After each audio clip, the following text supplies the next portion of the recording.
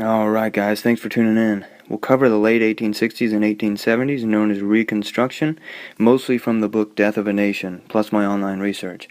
For chronological history, watch Slavery, U.S. Political History for at least 2 minutes and 30 seconds, or for the very beginning, watch Founding Fathers in Slavery for 3 minutes and 50 seconds at least. Reconstruction began as an era of civil rights and hope, and ended with violent oppression and despair for many. In 1867 to 69, during the Constitutional Conventions, blacks and whites participated together in politics for the first time in America to any great degree. In response, the Ku Klux Klan was born.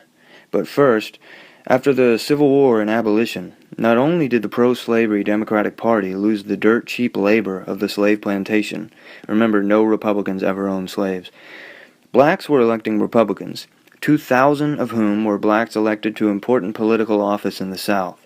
There were 2 black senators, 16 black congressmen, over 600 blacks in state legislatures, and almost 1,000 blacks in local offices. Many were former slaves. All blacks elected were Republicans. First black Democrat senator, 1979, and first black Democrat congressman was 1935.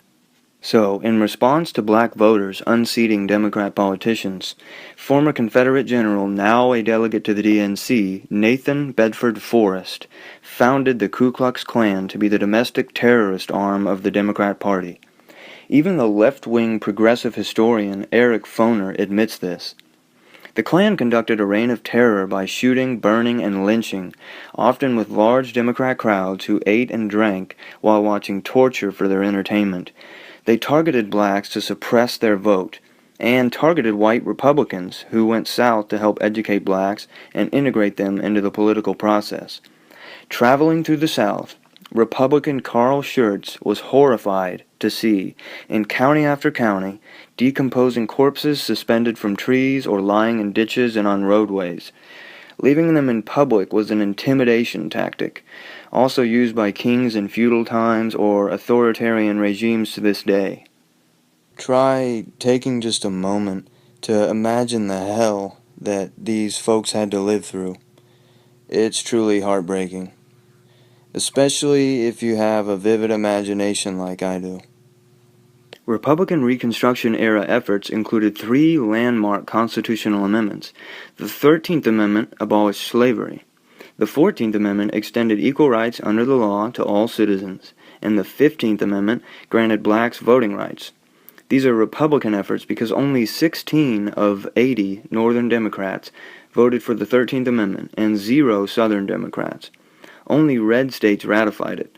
Blue states who picked McClellan over Lincoln in the 1864 election all voted no to ratifying. On the 14th and 15th Amendments, not even one Democrat in the House or the Senate voted for either one. These amendments threatened the system of white supremacy in the Democratic South, so Democrats blocked their enforcement with the KKK and similar groups. Otherwise, the civil rights movement in the 60s would have been unnecessary. The 1964 Civil Rights Act was basically the 14th Amendment, and the 1965 Voting Rights Bill was basically the 15th Amendment. The amendments weren't being enforced properly for decades due to Democrat political obstruction, but mostly domestic terrorism, especially on voting day. The National Guard was sent to stifle this violent suppression of blacks and their vote, but it increased after they withdrew in the mid to late 1870s. Regarding the amendments, the Constitution rarely mentions slavery, so most slavery and slave patrol laws were passed by slave states. Also, the pro-slavery Democratic Party was dominant in federal elections from 1828 to 1860. After the Civil War, Republicans had the 2/3 majority in the National Congress necessary to pass amendments, which are much harder to overturn, so they capitalized on that. We'll discuss the Klan more after looking at government actions for 3 or 4 minutes. Republicans included 2 other significant measures as part of their Reconstruction. First was the Civil Rights Act of 1866, very significant in being America's first civil rights law, but it also invalidated racially discriminatory laws in the North and in the South. It represented a powerful Republican blow against white supremacy. Democrat President Andrew Johnson vetoed this Civil Rights Act of 1866, but fortunately, Republicans had a strong enough majority to override his veto.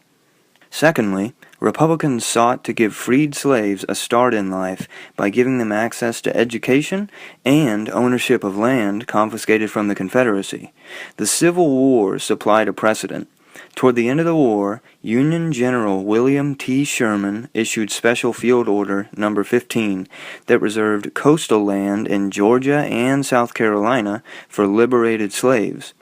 Using this framework, Republicans, through the Freedmen's Bureau, attempted America's first reparations law, colloquially described as 40 acres and a mule.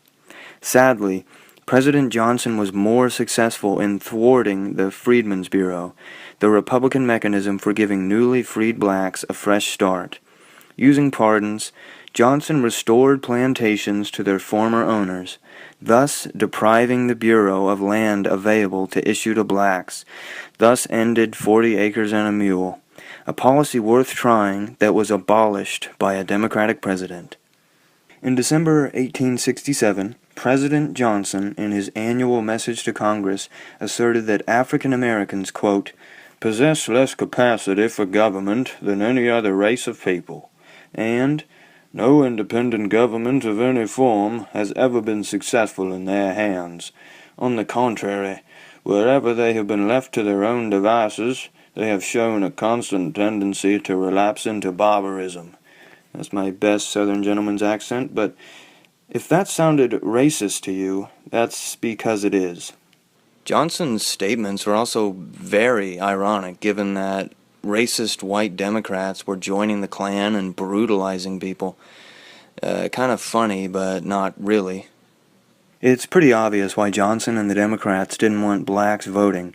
They were voting for the other party, the party of Lincoln, emancipation, and civil rights. We'll discuss the 1950s and 60s civil rights era after a couple more videos. I'm making these in chronological order.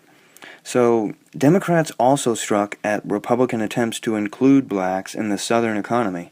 Republicans sought to do this by protecting the rights of blacks to make contracts and by assuring that they could also exercise their newly won right to vote. The black vote was a serious threat to the Democratic Party, tipping the scales to give Republicans a two-thirds supermajority in Congress. I spoke of this earlier regarding the amendments and overriding Johnson's veto on the Civil Rights Act, both of which requires a two-thirds majority, aka supermajority. Starting in 1866, blacks organized themselves into union leagues throughout the South. They allied with northern whites who'd moved south, who Democrats called carpetbaggers, and allied with sympathetic southern whites, who Democrats called scalawags. Now, carpetbaggers might sound familiar to you if you've watched any old cowboy movies. By now, you have a picture of the massive blows dealt to the pro-slavery Democratic Party. First, abolition of slavery, then equal rights to all, which blacks were the ones treated as slaves or at best second-class citizens, but Republicans wrote it to say all citizens to seal the deal, while they had a supermajority, so it couldn't be later attempted to oppress any other group. Then the third blow, black voting rights. These three were the 13th through 15th Amendments. Then came the Civil Rights Act of 1866, invalidating racially discriminatory laws nationwide. Then black union leagues and white Republicans educating blacks and integrating them into politics. Democrats feared these blows would spell the end for their party. Their solution was domestic racial terrorism, waged by organizations like the Klan, Knights of the White Camelia, and dozens of others. Klansmen murdered black officials, and all black officials were Republicans for several decades. You can probably guess why. The Klan also murdered black voters, carpetbaggers, and scalawags. They hated blacks for being blacks, and Republicans for attempting to treat blacks as human and extend to them the same rights enjoyed by whites. The Republican Congress held hearings on Klan atrocities and passed laws, collectively called the Force Bill, authorizing the prosecution of these terrorist lawbreakers. This is when they sent the National Guard down south. Consequently, the Klan went defunct and shut its doors in the early to mid-1870s, until it was revived by a Democrat president in the early 20th century. So yeah, stay tuned for that spicy tale. After the Klan's hiatus, other terrorist groups like the Knights of the White Camelia took up the Democratic cause. However, the Klan's violence accomplished its purpose, to intimidate black voters and drive Republican reformers out of the South.